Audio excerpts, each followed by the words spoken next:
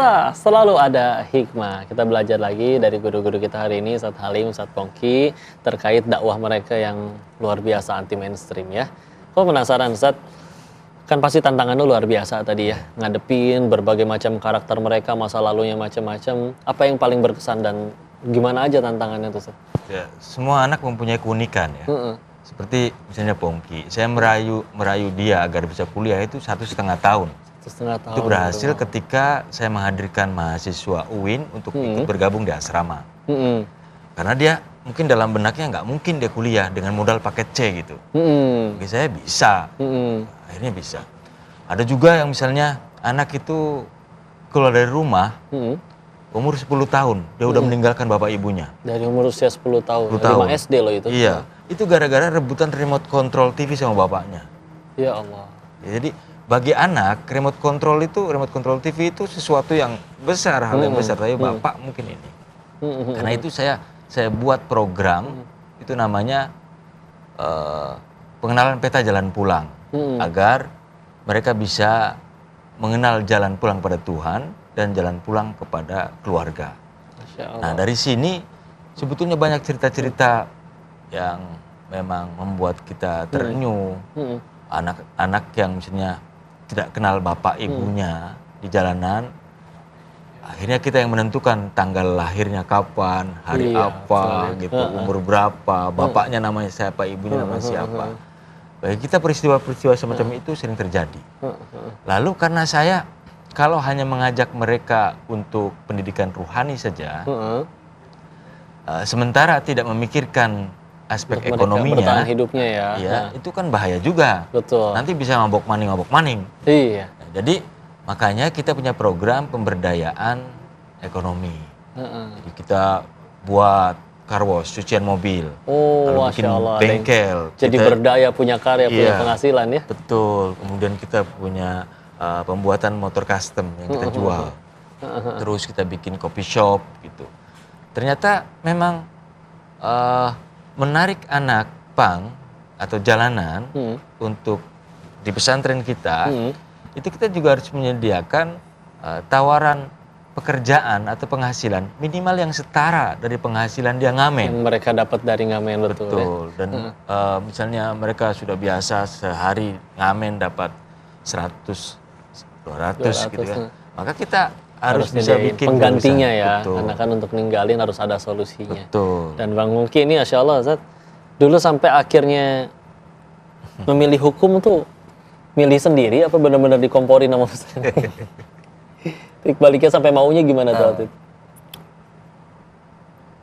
Tidak terbenak dalam pikiran saya bisa kuliah gitu. Nggak ini juga, nggak gimana.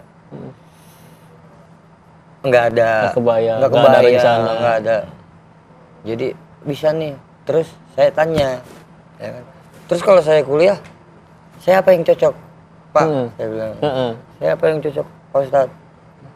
Hukum. Mungkin karena saya ngeyel, karena saya gimana gitu. Hukum. Sampai akhirnya. Dan udah semester 7 ya. Ya. Alhamdulillah. Dan Pongki, potong nggak apa-apa nih? Iya nggak apa-apa. Dan Pongki membantu saya melakukan advokasi.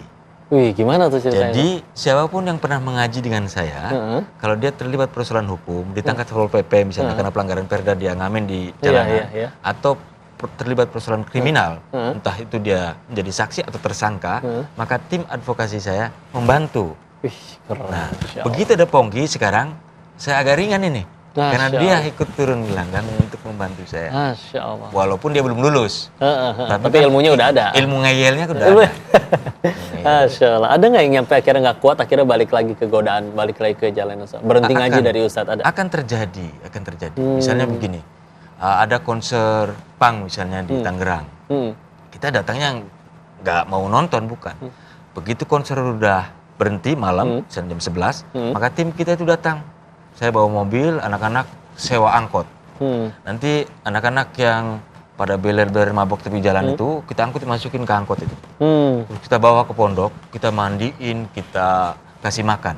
Mungkin dari 10 yang kita bawa, yang bertahan sampai 3 bulan, paling 2 orang kita dapat. Tapi 8 yang lainnya balik lagi ke habitatnya. Tapi ini proses. Kalau kita sudah melakukan itu nggak bisa. Masya Allah, keren banget. Dan pemirsa pada penasaran nih terkait Bang Pongki ini katanya sudah sampai bisa ngaji. Pengen dengerin katanya bacaan Al-Qur'annya. Coba ya Fatihahnya itu coba. Penasaran. Tafadhol, Ustaz. Minta dibacakan Al-Fatihah atau bacaan surat apa? Kalau ngetes baca Al-Fatihah terlalu ringan. Oh gitu. Saya tes aja ya. Oh gitu. Coba silakan, Ustaz. Ayo. Yang paling inti itu kan begini, dalam sholat kita itu kan tadi yang saya bilang bahwa kita harus ngerti maknanya. Betul. Biar ada penghayatan. Sebab ketika kita orang Jawa, orang Sunda, ketika baca Al-Fatihah, meskipun kita barengin dalam hati itu artinya, tetap ada ruang kosong, ingat pecel lele. Iya. Karena speed kita dalam bicara secara lisan, dengan kita ucapkan di batin, itu lebih cepat batin. Betul. Karena itu ruang kosong itu diisi dengan penghayatan. Betul. Maka kalau sholat tanpa penghayatan pun nggak ada artinya. Iya, kita jadi makhluk asing. Misalnya, iya karena budu, iya karena stain. Hanya kepadamu kami menyembah dan hanya kepadamu kami meminta pertolongan. Bayangkan, anak yang baru berhijrah, Al-Fatihahnya sampai sedalam itu dengan penghayatan, dengan pengajaran tentang tafsirnya. Kan lebih termehek-mehek. Betul. Misalnya, Rabbik firli, Ampuni aku, warhamni, sayangi aku, wajburni, berikan aku rezeki, wajburni, cukupkan aku, warfa'ni, tinggikan derajatku, warzukni, berikan aku rezeki, wahdini, maafkan aku, wahdini, tunjukkan aku jalan yang lurus, wa'afini, sehatkan aku, wa'fu anni. ampuni aku. Wah, kalau duduk di antara dua sujud dengan penghayatan semacam itu kan dahsyat. Masya Allah. Inilah sebetulnya yang menjadi healing. Masya Allah. Itu sholat dan zikirnya. Sehingga sholatnya benar-benar inna sholata tanha anil fahsya wal munkar, mencegah perbuatan keji dan munkar ya. Luar biasa pemirsa. Harusnya dengan adanya iman nih kita iri dengan mereka nih. Yuk kita selama ini gimana sholatnya? Kadang bisa jadi cuma banyakan mintanya aja, ngeluhnya sholat enggak lagi. Padahal jelas-jelas iyyaka na'budu wa iyyaka nasta'in. Nyembah dulu, baru minta pertolongan. Kita minta tolong melulu, nggak nyembah-nyembah. Kepenasaran ilmu apa lagi yang bisa kita dapat dari beliau-beliau ini? Yang kemana ada tapi sah, selalu ada hikmah. Kalau misalkan pasal 340, itu pasal apa, Ustaz? Pembunuhan berencana. Masya Allah, mantap ya. Ini pasal yang paling koko paham nih ya. Pasal 303. Judi.